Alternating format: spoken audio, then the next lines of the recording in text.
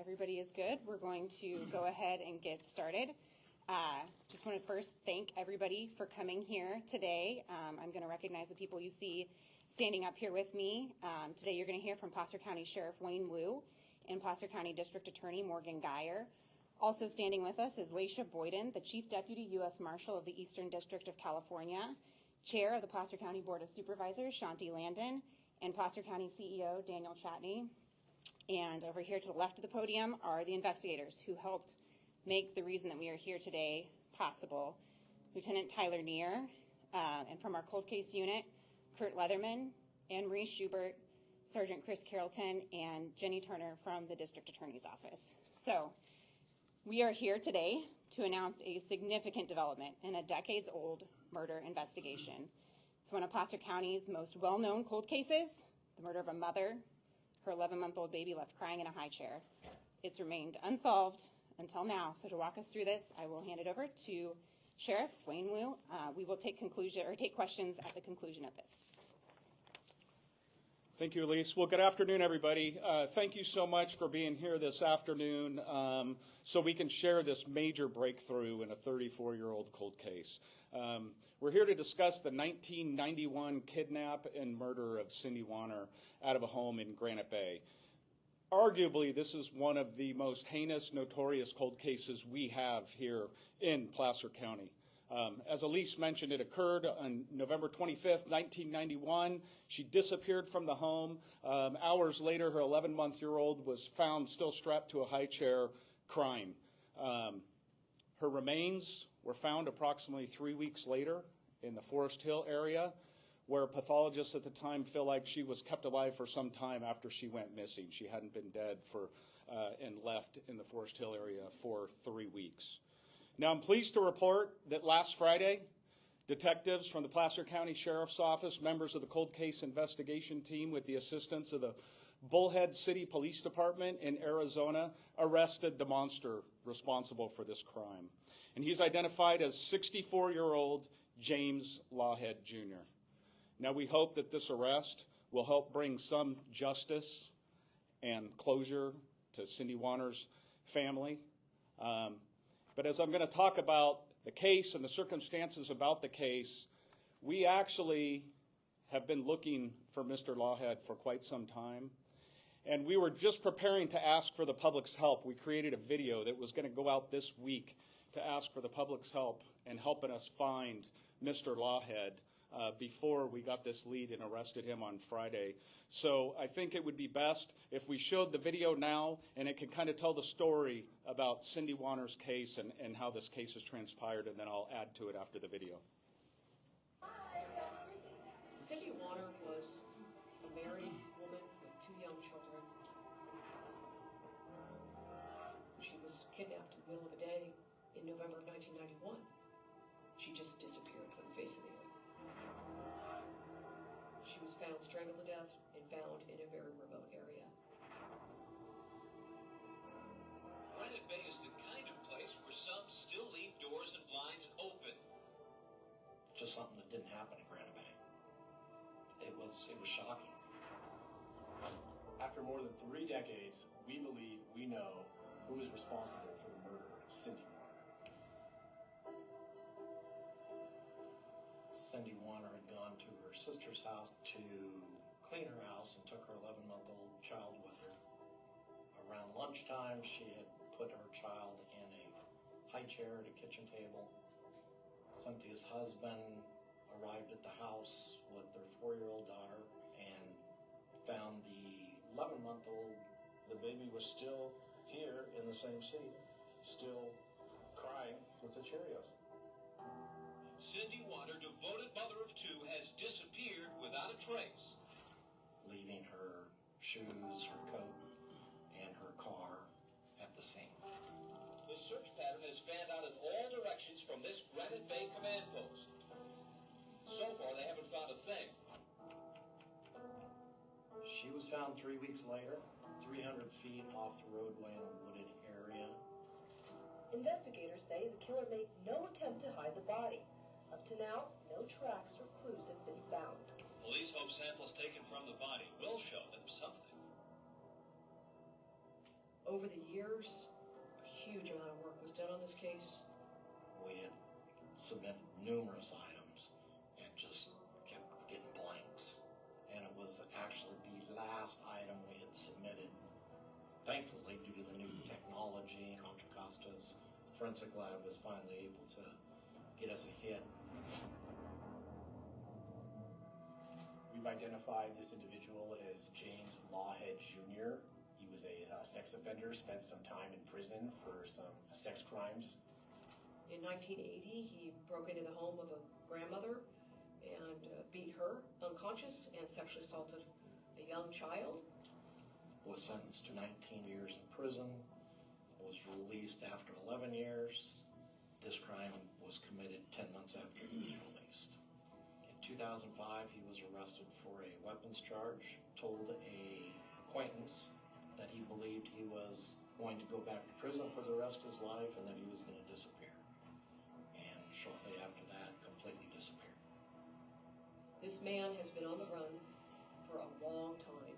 He has obviously taken great steps to avoid responsibility, to get away with the crimes he's committed. Cindy Warner and her family deserve answers. They've waited for 30-something years.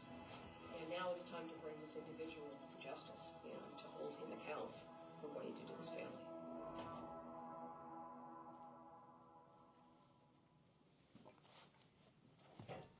So, coming off of that video, I think gives you guys a good picture of this case. But as I stand here as the Placer County Sheriff, I couldn't be more proud of the hard work of the men and women off to my right, and never giving up on this case and continuing to leverage the emerging DNA technology as things evolve and solving this case.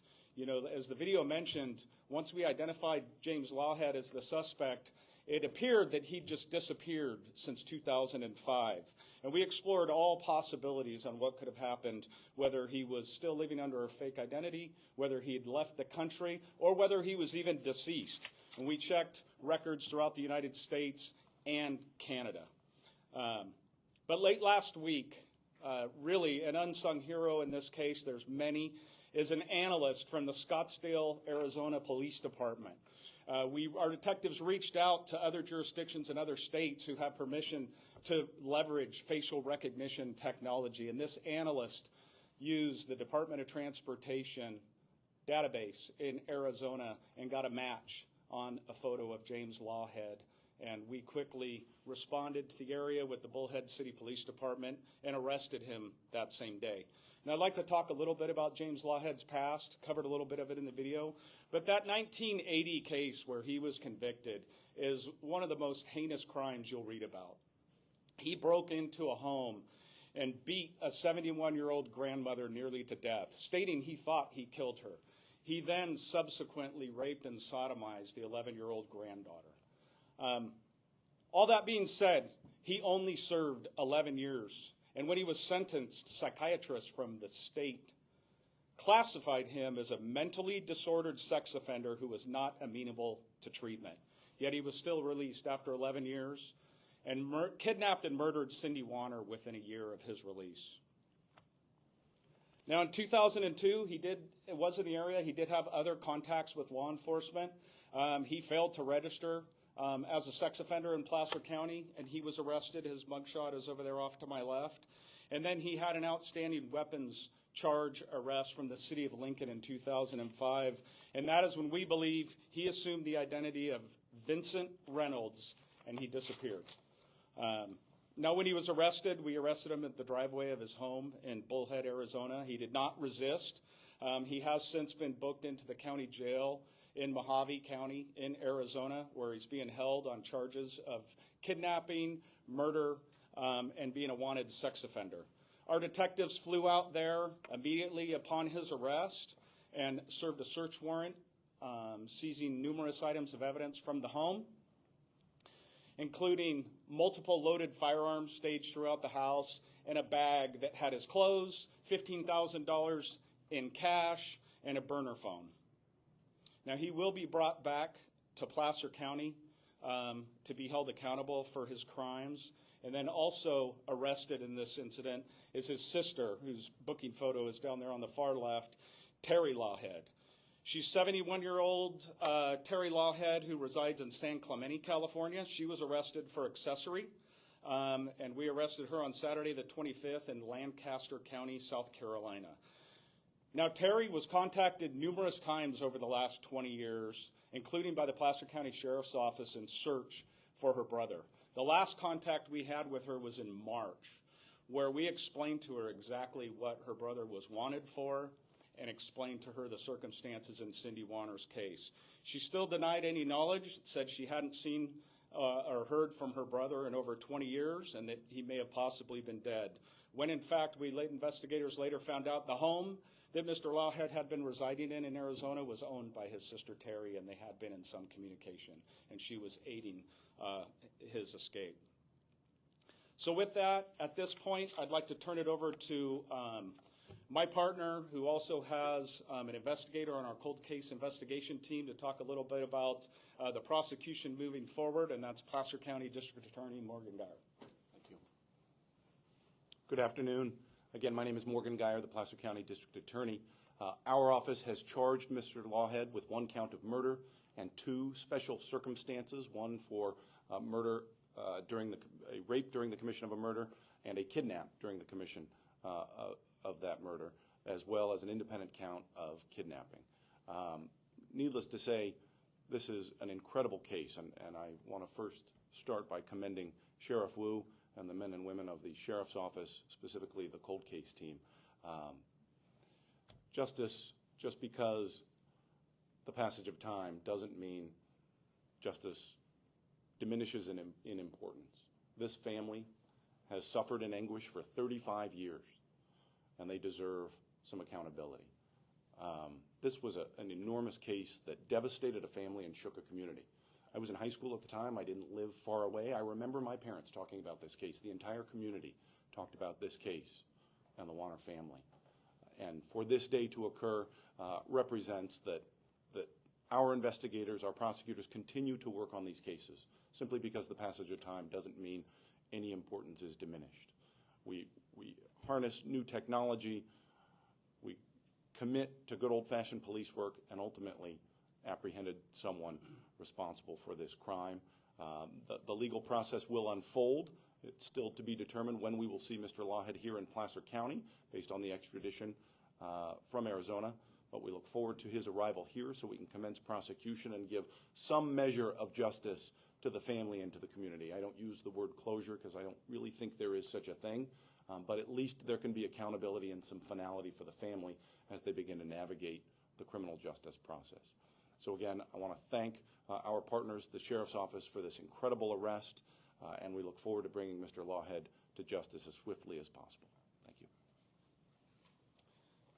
Thank you, Morgan. So moving forward, we already know that under an assumed identity, Mr. Lawhead lived in the state of Washington, Oregon, and Arizona. Obviously, there is a lot of work to be done by our investigators to trace his movements over the last 20 years, also to see if he's been involved in any other crimes since then. So we're urging any other law enforcement agencies to check their cold case DNA against Mr. Lawhead's and to work with our investigators to piece together a timeline on any additional crimes that Mr. Lawhead could potentially be responsible for. And before I close and open up for questions, I really do have to give a lot of thank yous. The Sheriff's Office didn't do this in a vacuum, and we couldn't do it alone. First of all, like I said in the beginning, I couldn't be more proud of the hard work and dedication of the men and women to my right who really worked tirelessly to bring some sense of justice to the Warner family and hold Mr. Lawhead accountable.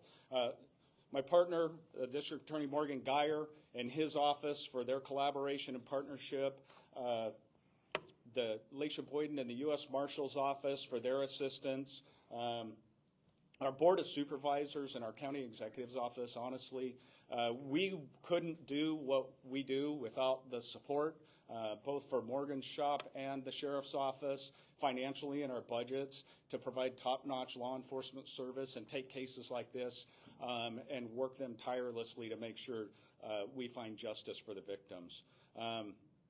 The Bullhead City Police Department in Arizona, obviously the Scottsdale Police Department, the Orange County Sheriff's Office, the Lancaster County Sheriff's Office in South Carolina, the Contra Costa County Sheriff's Office Crime Lab.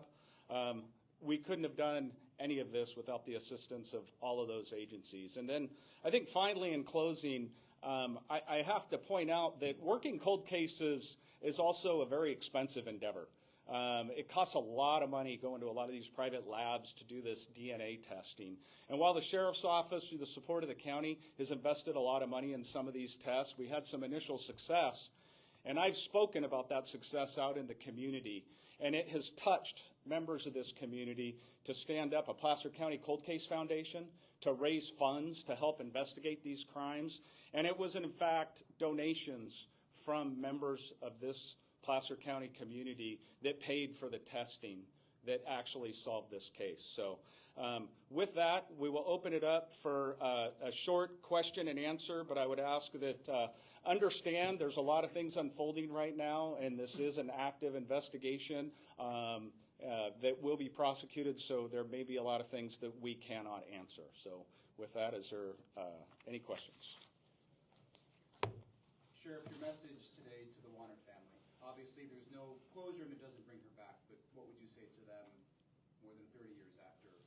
You know, nothing can bring back the loss of their loved one or even attempt to overcome the trauma that they've been through over the last 34 years. We hope this is a small step in the healing process for closure and to bring justice to this case, and we're keeping them all in our thoughts and prayers. Is the family still in the area? They are not, but they have been kept informed throughout this case, and they're aware of the arrest. Sheriff, is there any reason to believe that the suspect knew Ms. Bonner before this happened, or that they knew each other at all? No. And could you tell us when exactly he was identified as the suspect in the case? We got a DNA match earlier this year. It hasn't been that long. This question is for both of you, Sheriff and DA Dyer. What would you say within the system failed to allow this guy to be released and then commit this heinous crime? Where did it fail? I don't want to become overly political. I'll just say that I would say that newspaper article speaks for itself in that I think the justice system here in California is broken. It's probably more broken than it was then that allowed Mr. Lawhead to get released after only serving 11 years. And we talk about elder parole and all the other things that are going on right now. But I could go on in that conversation for a long time. But honestly, I think today is about Cindy Warner, her family, and her memory. And don't want to become overly political at this time. I'd be more than happy to do some interviews later, as I'm sure the DA would, and talk about our thoughts on elder parole. Thank you. The other homicide conviction that you had before, is that here in Placer County? It was in Sacramento County. It was attempted homicide and rape and sodomy of an 11-year-old child. All right. See no other. One more. Yes, sir. How much does it mean to the office to bring a resolution to this case that has been one of the most notorious cold cases in this region for more than a generation? Yeah, I think this is why you pin the badge on. This is why you take the oath to serve in the first place. You know, we've really made it a top priority since 2023 to put a lot of resources and financial effort into solving some cold cases, and we've done some phenomenal work. There are a couple cases that are probably the most heinous and the most impactful on our community. This is a case that, as I go speak in the community, I still get asked about. So to have this as a case that we were able to solve, I think means the world to all of us, and I think it's just it's very fulfilling that we can hopefully bring some sense of closure and justice to her family. Well, thank you all for being here today. I really appreciate your time.